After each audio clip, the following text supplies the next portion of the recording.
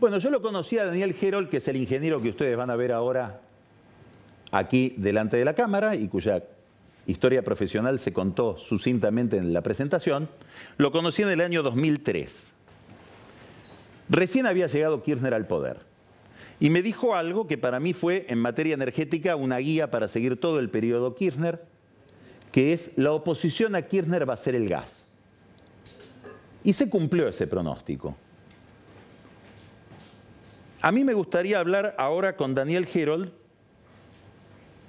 en términos mucho más generales de lo que lo estamos haciendo en el debate público sobre tarifas, de qué significa el problema energético para la Argentina. Porque me temo que desde aquella advertencia, la oposición a Kirchner va a ser el gas, la energía significa en la Argentina algo más complejo y seguramente más amplio de lo que significa en otros países con economías más ordenadas. Daniel, bienvenido. Muchas gracias. Gracias por la invitación. ¿Qué estás viendo vos alrededor de la discusión de las tarifas? Digamos, ¿qué te dice de la cuestión energética en general el debate que estás viendo sobre el costo de las tarifas, cómo hay que pagarlas, etcétera? Me dice varias cosas, ¿no? La primera es que este es un tema central en el debate público de la Argentina. Me dice que no hemos aprendido mucho y no logramos entender en el conjunto de la sociedad de qué se trata el problema.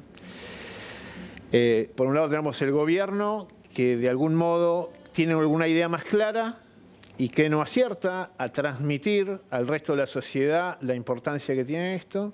Vemos una oposición que encuentra un motivo para dar una especulación política de primera magnitud, como vos describiste en la introducción. Pero yo lo que veo es algo un poquito más profundo. Me aíslo del gobierno y la oposición y yo lo que veo es un monumental problema para el futuro de la Argentina. La Argentina es un país mediano, 45 millones de personas, un PBI de, no sé, 550.000 millones de dólares. No es un país chico. No es Uruguay o Chile, con quienes ha habido algunas comparaciones. Hoy hubo comparaciones, digamos. Sí. Macri comparó hoy el consumo y los costos de Uruguay y Chile respecto de los nuestros. Correcto. Países que Chile tiene el 8% de los consumidores de gas de la Argentina. O sea, es insignificante, es mucho menos que una provincia argentina, y lo digo con todo respeto y admiración que tengo por Chile. Este es un problema de primera magnitud para la Argentina, para el futuro. El país no va a ser viable si nosotros no encontramos una forma de tener un abastecimiento energético que sea pagable por el conjunto de la sociedad. Nosotros tenemos un PBI per cápita que está muy por debajo de lo que eran los 90 y tenemos un costo real de abastecer la demanda de energía en todas sus formas que es por lo menos 3,5 veces más en dólares de lo que era en aquel entonces. Tenemos un problema estructural en la Argentina para el futuro. Y me parece que no se está actuando o viendo la solución de ese problema en forma adecuada, ni por la oposición, que ve una cuestión de corto plazo, hasta medio tonta la postura desde el punto de vista estratégico. Pero si yo fuera opositor, querría que el ajuste me lo haga otro. Salvo que pienses que no vas a volver tan pronto. Bueno, puede ser eso, pero yo lo que especularía es que sería inteligente que lo haga otro, porque ¿acaso alguien piensa que acá la energía no va a haber que pagarla? Claro, en cualquier país del mundo se paga. Tiene sus consecuencias en un país pobre. Y el gobierno me parece que de algún modo minimiza el tema. A ver, ¿qué ves en el planteo? Bueno, yo veo que la postura en general es decir, bueno, la energía hay que pagarla, obviamente. Bueno, que la pague la gente. Bueno, perfecto. Que la paguen las industrias. Bueno, perfecto. Sí, es lógico. Ahora, si las industrias no pueden producir, ¿tiene lógica? Si la gente no puede pagarlo, porque no es cierto, como dice el INDEC, que es el 3,5% de los ingresos, o como leí por alguna presentación, que en el decil de la gente que más gana, que creo que son 50.000 pesos, esto es el 1%, 500 pesos. Mentira, esto no es así. Esto es 10% del gasto de una familia. Entonces, es un cambio estructural importante. Esa es la realidad. Por lo tanto, no puede ser neutro. No es... Y bueno, hacete un esfuerzo, porque para un montón de gente... Ahora, me estás planteando un dilema. Sí. Es muy caro, sí, aquí en todo el mundo, sí, aquí es especialmente caro, sí, después vamos a ir a eso, y hay que pagarlo. Sí. ¿Cómo arbitrás entre las dos cosas? Hay mucha gente que no va a poder pagarlo y hay que pagarlo. ¿Cómo arbitrás? Yo lo que creo es que como es un problema estructural, hay que darle una solución estructural. Eso es un defecto de ingeniero. Entonces, el que gobierna es ingeniero, así que también, te entenderás también. con el ingeniero. Sí, sí. Entonces, yo lo que creo es que esto tiene que tener un debate un poquito más amplio. A ver. ¿Sí? Que los distintos profesionales que existan, que se escuche, que se abra un poco más al diálogo. Yo hablo con economistas que estaban en el gobierno de Kicillof y tengo un 80% de coincidencia en lo que hablo. ¿Sí? Entonces, acá hay posibilidades de tener un diálogo y que tener una participación. A lo mejor acá, como esto es una transformación estructural y va a haber que pagarlo, alguien a lo mejor en un programa estructural puede financiar esto. El BID, el Banco Mundial, el Fondo Monetario, mala palabra, pero alguien lo tiene que financiar para que el impacto en la economía familiar o en la economía de las industrias, de quienes exportan, alguien lo tiene que pagar. Esto no estuvo en el tapete porque los últimos 2 años fueron de precios bajos del petróleo. Ahora vamos a ir ahí. ¿Ah? Entonces, esto queda enmascarado. Pero este es un problema central para el futuro de la Ahora Argentina. te quiero hacer otra pregunta, que tiene que ver con los costos del sistema energético. ¿Por qué te pregunto esto? Porque hoy yo miré el discurso de Macri allá en Vaca Muerta, que es muy interesante, no solamente el discurso, por sus posibilidades y limitaciones, sino que haya ido hasta allá. Digamos, me parece que despertó un problema él, de explicación, de comunicación. Pero está esta insistencia, que me parece muy razonable, de ahorremos energía. Entonces ahí viene el cálculo de cuánto se gasta con el piloto del calefón o del termotanque y la luz prendida, todo que es sumamente razonable. Cuando vos pensás los costos del sistema energético argentino, además de pensar en esos ahorros micro, ¿en qué estás pensando? ¿Se puede bajar los costos para que esto sea más barato? Por supuesto, en esa transición, en esa transformación estructural que vamos a tener que atravesar, creo que es un hecho central. Hay 2 objetivos de la política energética. Uno es garantizar el suministro, un poco a cualquier costo. Eso nunca es lógico, abastecerlo a cualquier costo. Y el otro es contribuir... No, a ver, vos decís algo que como ingeniero te resulta obvio, y para mí no es tan obvio. ¿Cómo? Claro.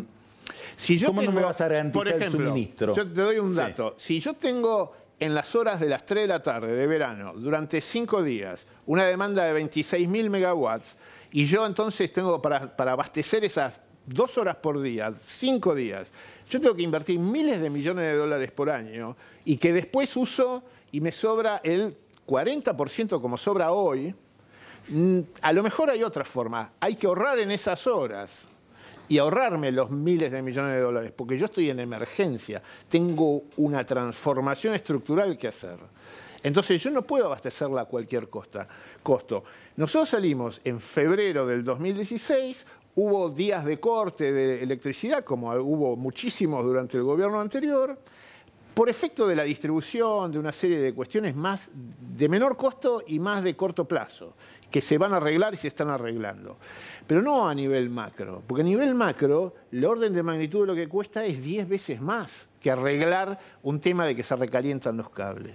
¿Sí? Que yo pueda tener electricidad esos 5 días que son excepcionales, vos decís. A un cliente mío en esa época le dije, bueno, una industria muy grande, le digo, pero bueno, si ustedes les ofrecieran cortar durante esas horas y te pagaran 20 millones de dólares por año para hacerlo, ¿vos agarrarías? No, bueno, no, 20 millones de dólares.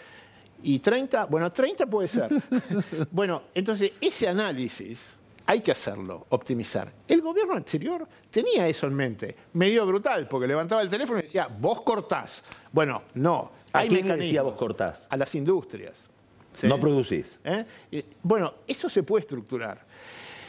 El otro objetivo es contribuir a mitigar el cambio climático en el mundo. Bueno, con las energías renovables. Las energías renovables, cuando uno computa todo lo que necesita, más el backup que tiene que darle, o sea, el respaldo que le tiene que dar para la noche, porque durante la noche no hay sol, no hay energía solar, o para cuando no sopla el viento. ¿Sí? Cuando uno computa todo, como uno computa los miles de kilómetros de transmisión eléctrica que se van a invertir, que cuestan miles de millones de dólares, eso hay que pagarlo, si no, no va a suceder. Entonces, todo eso son costos que se van cargando y no necesariamente lo reducen. Vos estás diciendo, vamos a ponerlo en términos brutales, que el principal mensaje en términos de diseño energético y de inversión del gobierno, que son energía eólica y energía solar, son demasiado caros para un país como este. Esto me estás diciendo. Y también ha habido energía térmica, que es un poco la disputa que hay, a ver si tenemos energía con gas o termoeléctrica o con energías renovables que son más amigables. A mí no me importa cuál es, a mí me importa que sea barato, que sea económico, que sea lo de menor costo.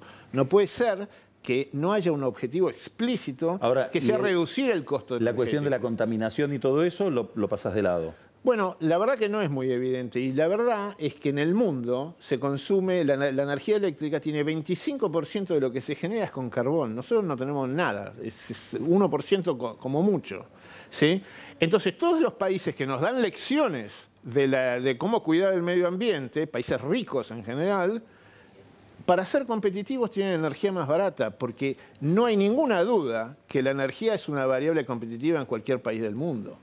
Entonces, acá la sociedad, con razón o sin ella, está poniendo un límite a estos incrementos de tarifa. Injusto, porque hay que pagarlo. La realidad es esta, dura, pésima. Nos comimos 15 años de las reservas baratas de gas que teníamos. Lo dilapidamos. Esta es la realidad. Yo no puedo ponerme a llorar. Yo tengo que hacer todo lo posible para que las inversiones compitan, para que sea eólica, solar, termoeléctrica, la que sea, en ciertos límites, sea competitiva, que me brinde el menor costo posible, a ver cómo puedo optimizar todo el sistema para tener energía más barata. La idea de ir a financiar ese programa con organismos multilaterales, que es la que vos sugeriste, ¿se aplicó en algún otro país? ¿Conoces algún antecedente? No, pero yo me acuerdo que en el 2014 me contrató uno de estos organismos para hacer un estudio de los subsidios en Argentina, en Uruguay, en Paraguay, en Chile, en varios países de Latinoamérica, un trabajo muy importante.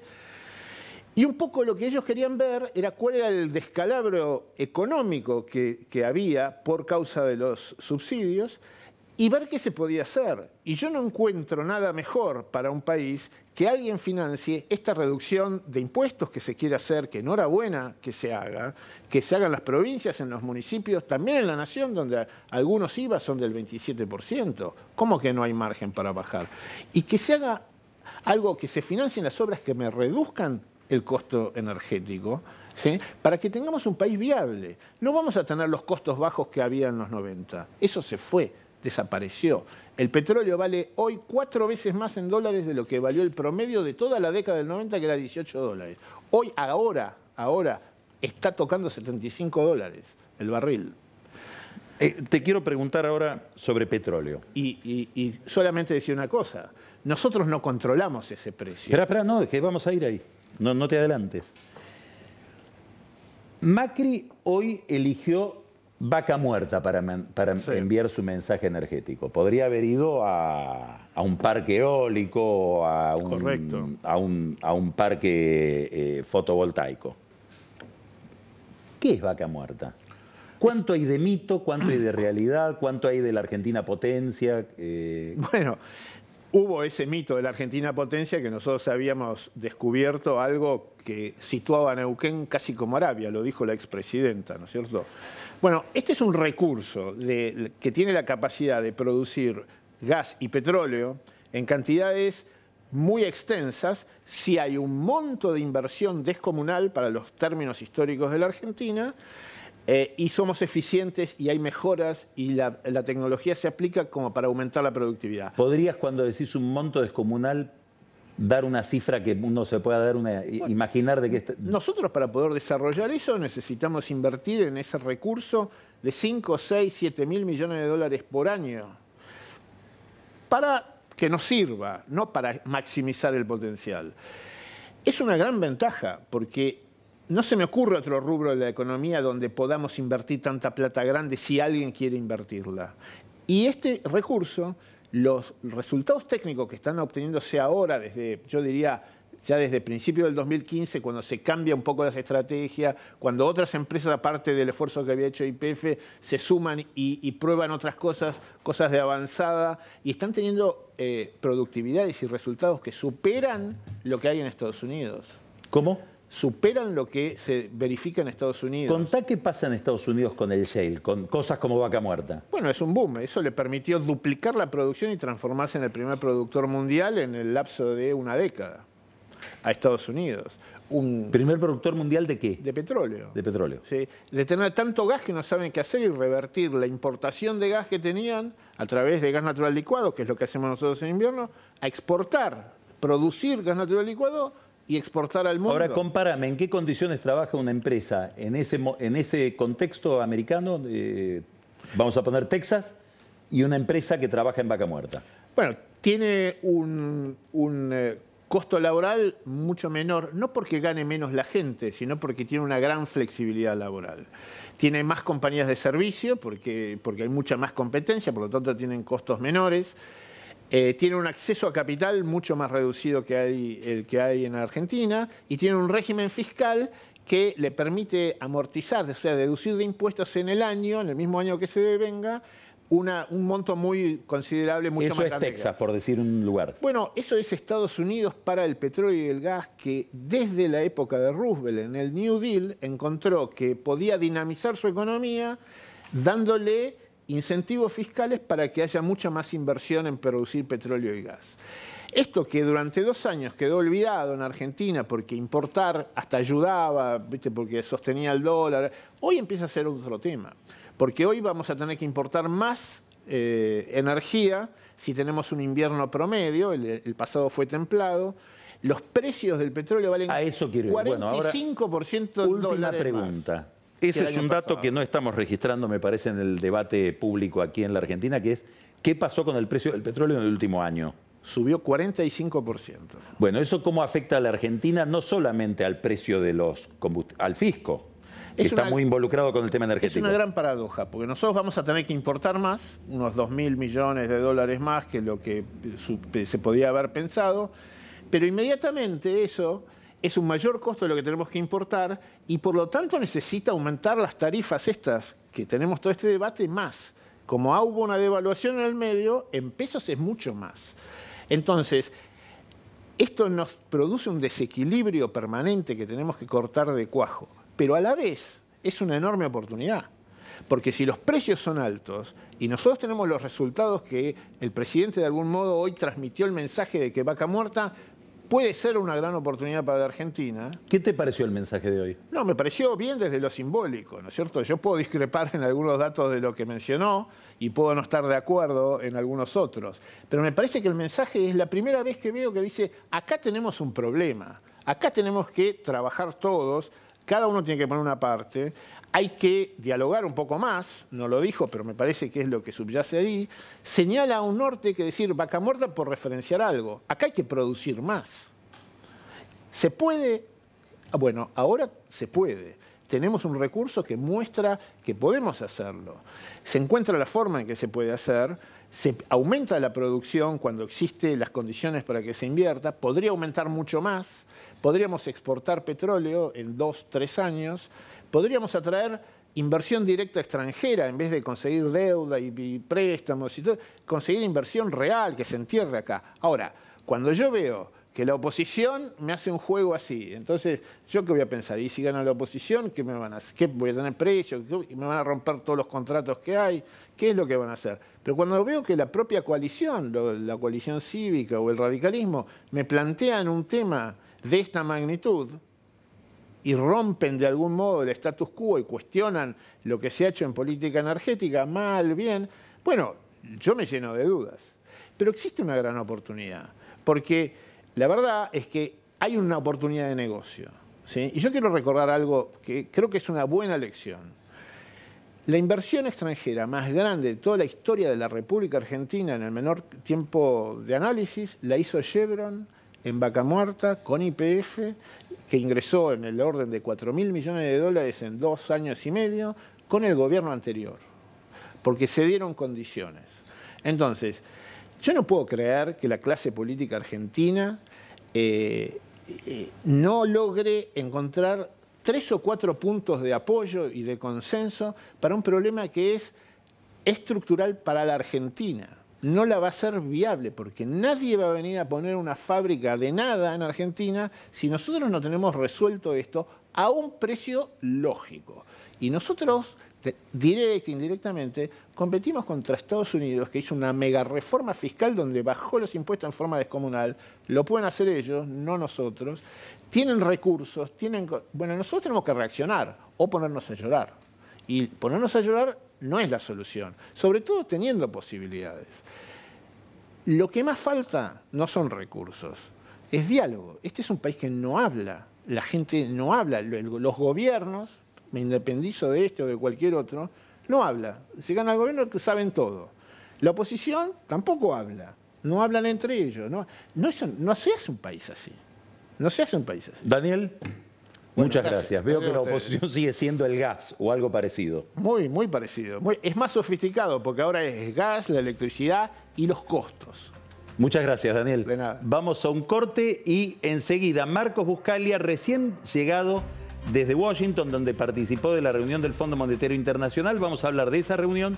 Vamos a hablar del programa de propiedad participada y el plan de autopistas y corredores viales que lanza mañana el gobierno y seguramente algo de energía también. Ya volvemos.